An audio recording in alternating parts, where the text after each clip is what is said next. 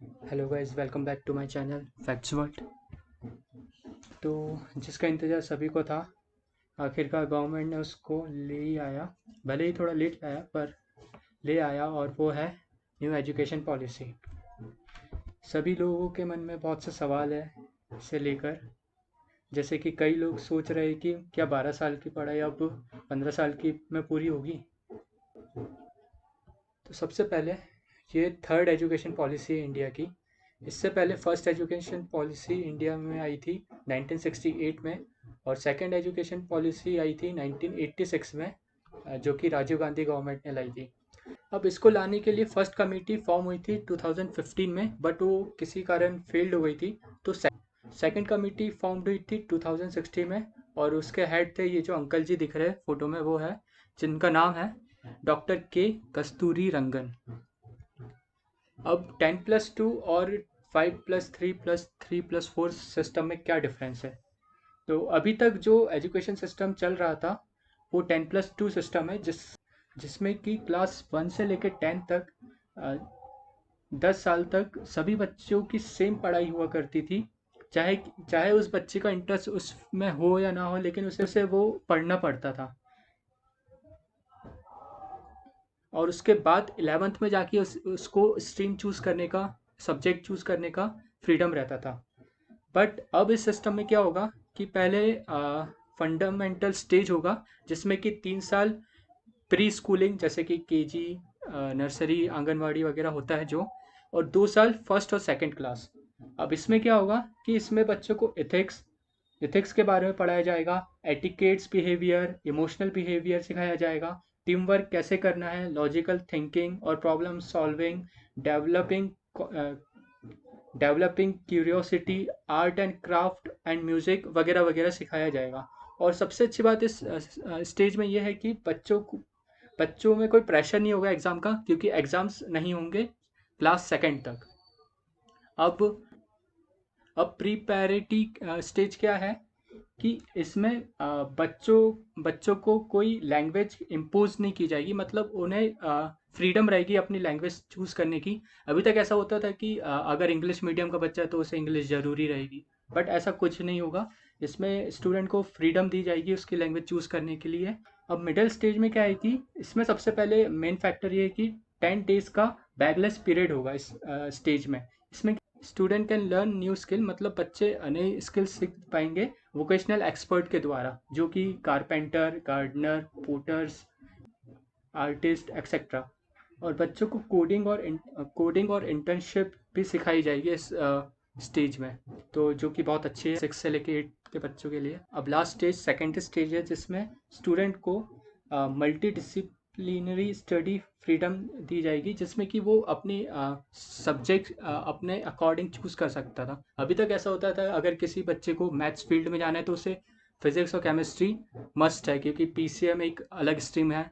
Bio bio अगर किसी को लेना है तो उसको उसके साथ फिजिक्स केमिस्ट्री मस्ट लेना ही पड़ता था, बट अब ऐसा कुछ नहीं होगा। बच्चे अपने हिसाब से कोई भी सब्जेक्ट्स ले पाएंगे, तो जो कि बहुत एक अच्छा डिसीजन लग रहा है गवर्नमेंट के द्वारा।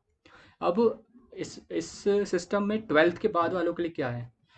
जैसे कोई बीटेक कर रहा है और उसको लगता है कि नहीं, मुझे अब इसमें मज़ा नहीं आ रहा, मुझे कोई फील्ड चेंज करनी है, तो उसको 1 ईयर के बाद भी उसे सर्टिफिकेट दिया जाएगा, जो कि अभी नहीं होता था। अगर वो बच्चा सेकेंड ईयर के बाद छोड़ना चाहता है तो उसको डिप्लोमा दे दिया जाएगा, और अगर बच्चा थर्ड या फोर्थ ईयर के बाद छोड़ता है तो उसको डिग्री जैसा जैसा कि मिलता है अभी तक। तो इसमें क्या है कि if any student want to change his और her stream, then they can change their stream and their credit will be stored to their academic, जिसको जो कि हेल्प करेगा उसके जॉब प्रोफाइल में। अब what else is new in this? तो इसमें क्या है, बोला गया है कि both private and government college दोनों का सिलेबस सेम होगा, जो कि अभी तक नहीं हुआ करता था। और इसकी रिस्पॉन्सिबिलिटी एनसीईआरटी ले रहा है, और इसके लिए एक फाउंडेशन इस्टेब्लिश किया जा रहा है जिसका नाम है नेशनल रिसर्च फाउंडेशन। सेकंड है कि compulsion of English language will be removed and regional language will be use to teach up to class 5। Third है कि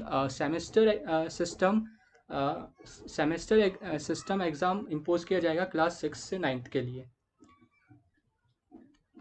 फोर्थ है कि ओवरऑल डेवलपमेंट ऑफ स्टूडेंट, मतलब कि स्टूडेंट विल नॉट जज on their marks and their extra curriculum activities will be get same importance. मतलब बच्चे के मार्क्स से उसकी मार्कशीट डिसाइड नहीं होगी। अगर वो बच्चा एज एन एग्जांपल क्रिकेट में अच्छा है तो उसको भी सेम इम्पोर्टेंस दिया जाएगा उसकी मार्कशीट स्कोर में। एप्टीट्यूड टेस्ट प्रोविज़न भी लाया जा रहा है कॉलेज स्टूडेंट्स के लिए कि अगर कोई बच्चा एप्टीट्यूड स्किल में अच्छा है तो उस वो मार्क भी उसके मार्कशीट में एडेड होंगे। कॉमन एंट्रेंस एग्ज़ाम होगा for all universities except legal and medical college.